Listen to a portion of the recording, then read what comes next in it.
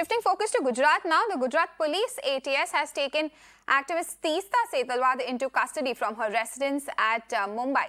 This comes a day after Supreme Court gave clean chit to Prime Minister Modi in the 2002 Gujarat Riots case. Now, the Gujarat cops have produced Teesta Setalvad before the magistrate court seeking 14 days of remand custody. Now, the cops have informed that the case has been filed as per top court's order. Let me tell you, the cops have filed an FIR under sections relating to forgery, use of forged documents, falsifying evidence and related offences against Teesta Setalvad. Magistrate के सामने कहूंगी बस मैं magistrate के सामने पूरा statement दूंगी अभी जी काटा कोर्ट नंबर 11 3 एक्यूज है, एक तीस्ता सेतलवाड़, आरबी श्री कुमार और संजीव भट्ट। उसमें से दो जो एक्यूज है, आरबी श्री कुमार उनको हमने कल रात को अरेस्ट किया हुआ है और तीस्ता सेतलवाड़ उनको आज सुबह अरेस्ट कर लिया गया हुआ है। तीसरे एक्यूज जो है, ही इज इन जेल, तो उनको ट्रांसफर वारंट से लाने की कार्रवाई की जा रही है। 3 बजे के पहले we are producing him both accused, 3 बजे के पहले प्रोड्यूस करवा देंगे। जो एक्यूज है उनसे सपोर्ट नहीं मिल रहा है, लेकिन तो भी हम ट्राई कर रहे हैं। इस केस में इन्वेस्टिगेशन चल रहा है। जो एक्यूज है उन्होंने जहां जहां डॉक्यूमेंट सबमिट किए हुए, we are getting those documents from अलग अलग जो कमीशंस है, कोर्ट है, वहां से विल रिक्वेस्ट देम, SIT है, वहां से will get the documents. We are demanding for 14 days. And the Amnesty India has slammed the detention of Teesta Setalvad, and in its statement, Amnesty says, and I quote them here, it sends a chilling message to the civil society and further shrinks the space for dissent in the country. The international NGO has added that it was Indian authorities' direct effort to clamp down those who question their human rights record. Now, Sabyasachi joins me live on the broadcast for more on this. Sabyasachi, the timing of this case, isn't that interesting? Although the cops are saying that there is a case here against Teesta, but what are the details of the case? What are you picking up from their sources? See, well, obviously it's very interesting, and if you see, the case was registered only after Supreme Court's order giving a clean chit to Prime Minister and based on Supreme Court's observation. After the Supreme Court has given its order, then the FIR was lodged at the crime branch head office in Ahmedabad. And after that, they had detained Teesta and Sri Kumar from their respective residence and brought them to the crime branch headquarters out here. And today, the police had clearly stated there are 3 major allegations. The first allegation is of forged documents. Second is fabricating the evidence to make sure that several people who are convicted should be punished under capital punishment. The third one is they have been taking help and also taking financial benefits from people. So these are the 3 important angles that the police right now is investigating. As of now, the judge is hearing the matter whether the 14-day police custody would be given to them. The police clearly stated that all the 2 accused right now who are present in custody are not cooperating with them. Earlier in the day, we had seen that the police had taken her for the medical. She said that she is not feeling well. She has problem with breathing. Her husband said that she has been assaulted. Her lawyer claimed that she was assaulted. The hospital, the doctors did the medical, but the doctor said that she is completely fine. There is no bruises. There is no problem with her. So the crime branch can go ahead with their schedule. And the crime branch, that's the reason why seeing the crime branch had presented them in front of the magistrate, and the hearing right now is going on. What important is that over this period of time, they have sent in several documents to several commissions. So these documents are very important for the from the crime branch point of view. One thing we need to understand here is that the SIT team as well as the investigative team which was formed, it was not formed by the central government or it was not formed by the BJP.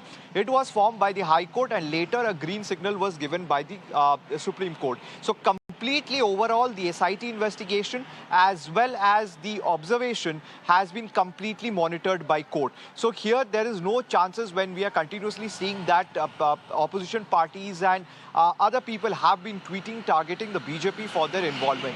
But in this case, the overall investigation was ordered by the court. So this particular order, this particular investigation report will also be sought by the crime branch as well. But we have to wait until and unless the 14-day police custody is given, because that's where the investigation will start, and police would try to get more and more info from them, because as of now they are not cooperating with the crime branch. Right, Sabyasachi, will wait and watch what comes out of that investigation if the police gets the 14 days custody that they're asking for. Thank you so much for joining us.